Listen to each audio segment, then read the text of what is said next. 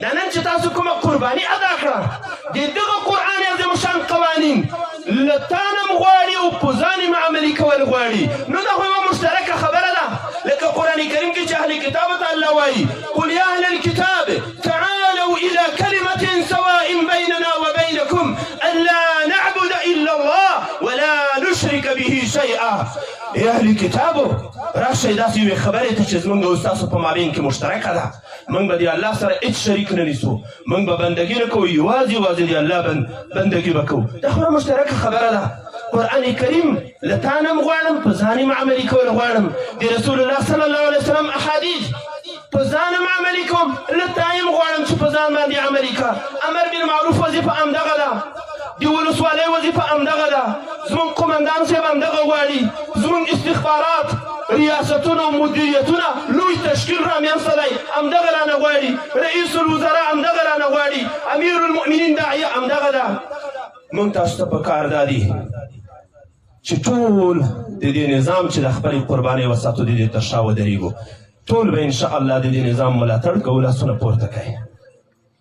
که موږ په دې نظام کې د شریعت خلاف څه لیدل زړور ورتللی شئ د علماو شوراوې د دې لپاره منتخبې دي امر بالمعروف کې د شکایاتو کمیسیون هلته موجود دی کولی شي چې وروره دا خبره خو د ولا د شریعت خلاف وي دا کوم دین باندې چې موږ مسلمانان یو ولا د دین خلاف وي زړور ورتللی شي د امارت ټولې دروازې د ولس په مخ باندې خلاصې دي نیکه مشوره یو سالم انتقاد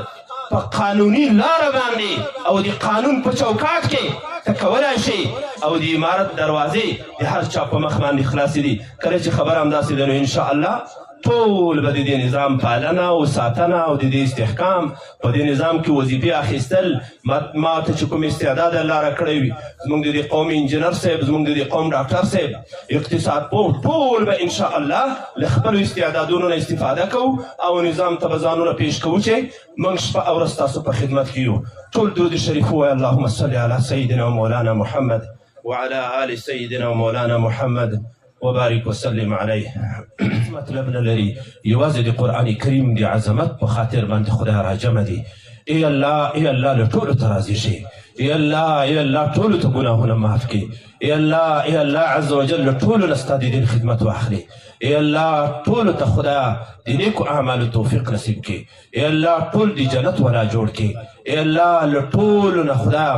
د دین عظیم خدمات واخلي د اور د جهنم نه خدای نجات ورته نصیب کړي په ټولو امورو کې خدا چې د شریعت موافق وي خدا ستا نصرت ورسره شامل حال کې د دنیا او د آخرت سرلوړي خدای نصیب وګرځوي